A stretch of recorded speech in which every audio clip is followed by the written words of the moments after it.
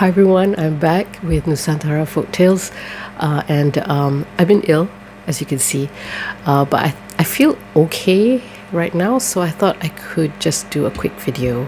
At the last Nusantara Folktale session, I told you the story of Timun Mas, which is an Indonesian folktale, and I used my friend Evie Shelvia's book, Timun Mas, to tell you that story. That story, adapted by Evie, is probably a more accurate portrayal of Timun Mas. It follows like the usual story of Timun Mas.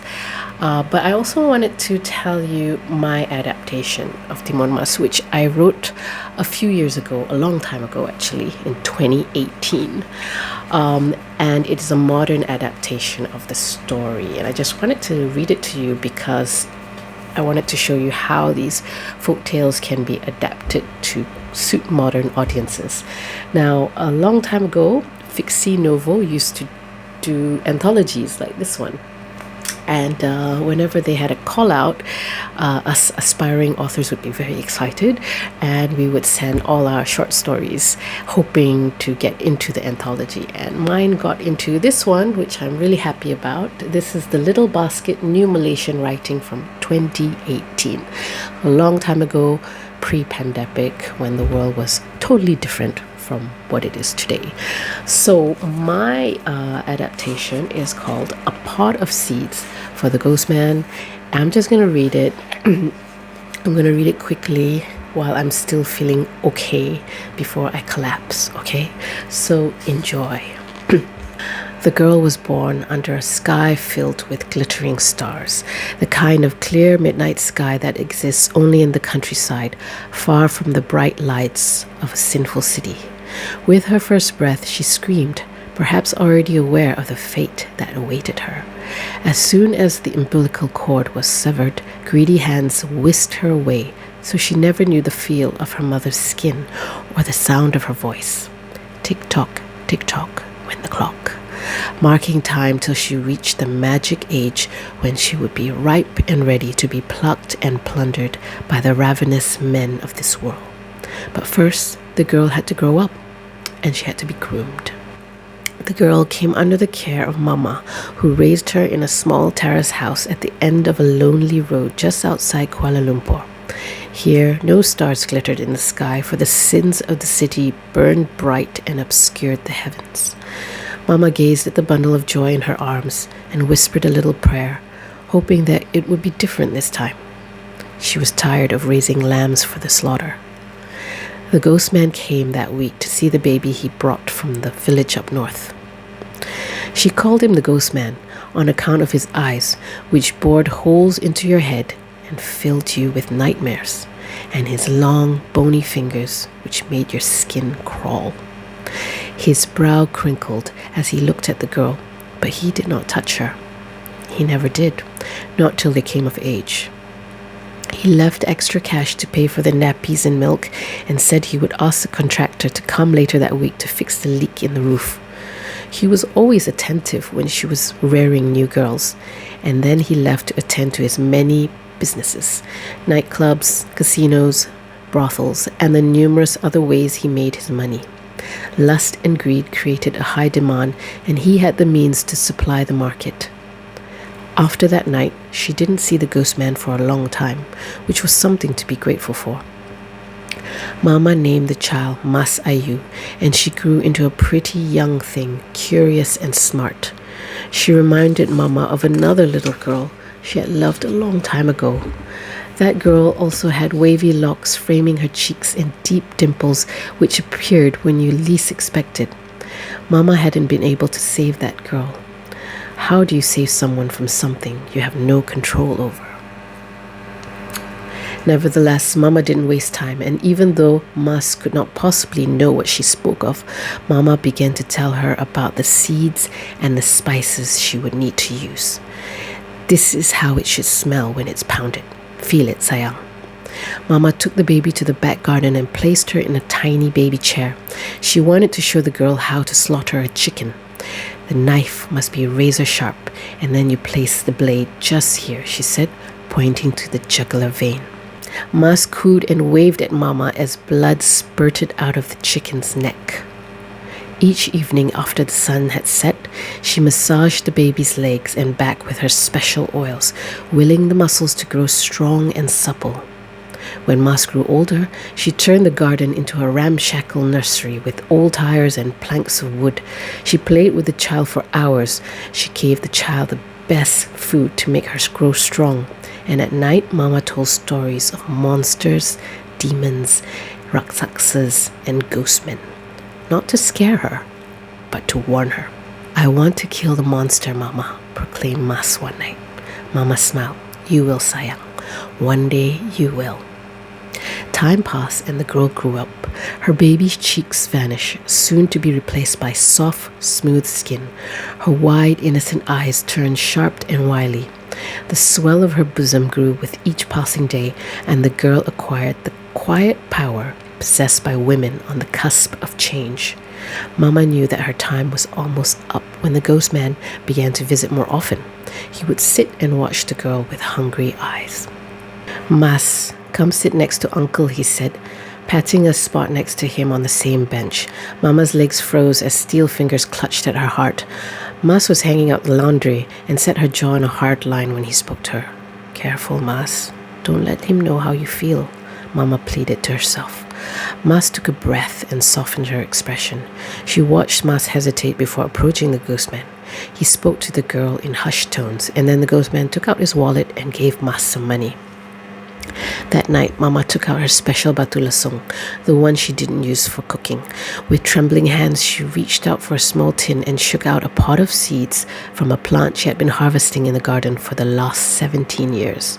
For a while, she held the pod in the palm of her hand, marveling at its long shape, and she stood like that until she felt the girl's presence beside her. Mas took the pod from Mama and, with quick, precise movements, opened it and scraped out the seeds into the batu lasong. Mas pounded the seeds as Mama gathered the other ingredients to add to the mixture. A pinch of gula melaka to mask the aniseed taste, 2 cloves and a cardamom seed to add depth and heat. Mas pounded it all until it resembled fairy dust, and then she poured it into a small red pouch. Mama put in some rock salt in a white pouch and a clump of earth from their garden in a brown one. Soon they had 3 pouches, red, white, and brown. "You will have to find your own set of needles when the time comes," said Mama. Mas nodded as she recalled the story of Timun Mas, the fairy tale which was their personal inspiration. In order to defeat the raksasa, the girl was given 4 objects: cucumber seeds, needles, salt, and earth. Mas knew she was living in no fairy tale and she would need more than those items in order to defeat her raksasa. The ghost man didn't visit them for a long time after that, but one night he appeared on their doorstep. "Come with me, Mas," he beckoned. Mama had to stem the tears which threatened to flood her eyes. She had to harden her heart.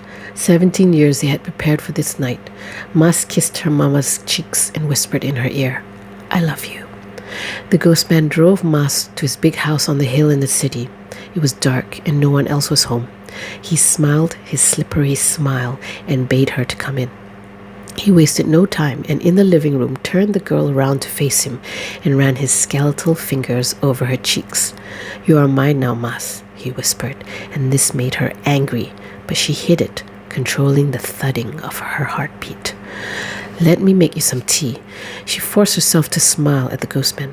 He licked his lips in anticipation. "All right, Mas, you go make a drink and then come outside to the pool. We can go for a swim and look at the stars." And then he laughed, and the sound of it made her almost lose her nerve. In the kitchen, she boiled the water and took out the red pouch from the pocket of her dress.